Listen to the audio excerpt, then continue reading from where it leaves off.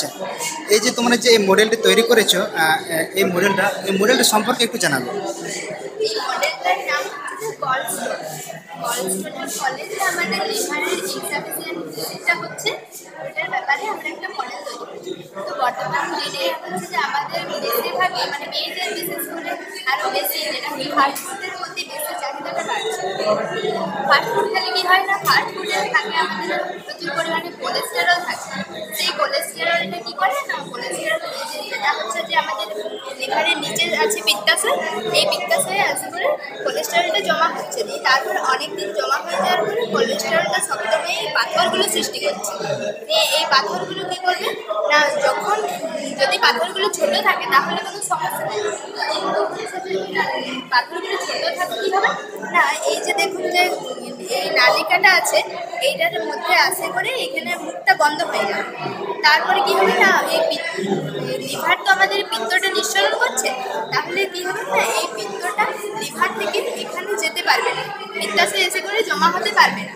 তখন কি হবে না, এই লিভারটা তখন আমাদের ড্যামেজ হয়ে যাবে, বা ধরুন এই পিত্তাশয় থেকে পিত্তরসটা বেরিয়ে আমাদের পাকস্থলীতে আসে, মানে পাকস্থলীতে এসে আমাদের যত ফ্যাট জাতীয় খাবারগুলো আছে সেগুলো হজম হবে।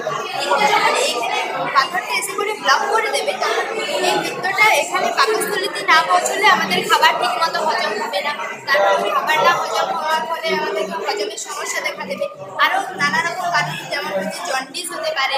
তারপরে হচ্ছে যে এই যদি স্টোনগুলো হয় তখন কি হবে না, আমাদের এই পেটের উপর দিকে এই অংশটা অনেক বেশি ব্যথা অনুভব হবে। তারপরে এর সঙ্গে আবার মাথা ঘোরা, বমি ভাব এই লক্ষণগুলো দেখা যায়। আর এটাকে তাহলে আমরা প্রিভেনশন করবো কীভাবে না, প্রিভেনশন করার জন্য হচ্ছে যে আমাদেরকে হাই ডায়েটারি ফাইবার জাতীয় খাবার মেনটেন করতে হবে, তারপরে হচ্ছে যে রেগুলার এক্সারসাইজ করতে হবে, তারপরে কিছু সাইট্রাস ফুড খেতে হবে যাতে এই কোলেস্টেরল লেভেলটা না আমাদের বেড়ে যায়।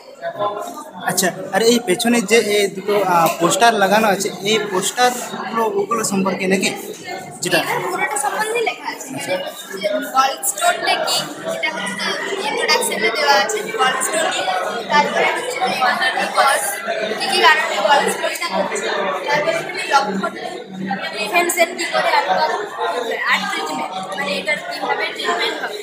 আচ্ছা। ট্রিটমেন্টের দুটো পদ্ধতিতে হয়, একটা সার্জিক্যাল আর একটা হচ্ছে যে মেডিসিন। সার্জিক্যালটা হচ্ছে যে ল্যাপারোস্কোপি মানে ক্রিটিক্যাল সিচুয়েশন হলে তখন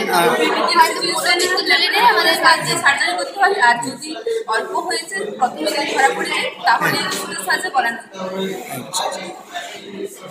আর এটা যদি আমরা যদি চাই যে গলস্টোন না হবে তাহলে এটা আমাদের রেগুলার এক্সারসাইজ করতে হবে এবং কিছু হচ্ছে কার্বোহাইড্রেট জাতীয় খাবার খেতে হবে, যেমন ফল, বেশি পরিমাণে জল খেতে হবে, সব কিছু যেমন মেনটেন থাকে।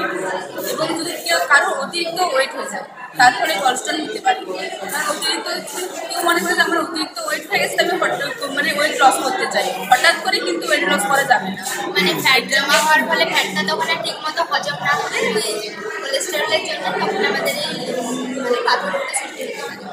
আচ্ছা, আরেকটা আমার ছোট্ট প্রশ্ন আছে যে এই যে কি করে বুঝবো যে আমার এই সমস্যাটা হয়েছে, কারণ সিমটমস তো অনেক ক্ষেত্রে অনেক রকম দেখা যেতে পারে না। হ্যাঁ, তখন মানে এই পিত্তাশয়টা তো আমাদের ঠিক এই জায়গাটা আছে, তাহলে বুকের একেবারে ডান দিকে উপরের দিকটায় ব্যথা অনুভব হবে। আচ্ছা। আবার হজমের সমস্যা দেখা দেবে, হ্যাঁ। তারপরে জন্ডিসের লক্ষণ দেখা দেবে, যদি ভাইরাসটা সংক্রমিত হয় তাহলে জ্বর, ত্বকে বিভিন্ন পরিমাণে র্যাশ দেখা যাবে এবং বমি হবে, বমি ভাব থাকবে, মাথা ঝিমঝিম করবে। অসংখ্য ধন্যবাদ, আর আপনাদের এই প্রজেক্ট দুটো খুব সুন্দর হয়েছে।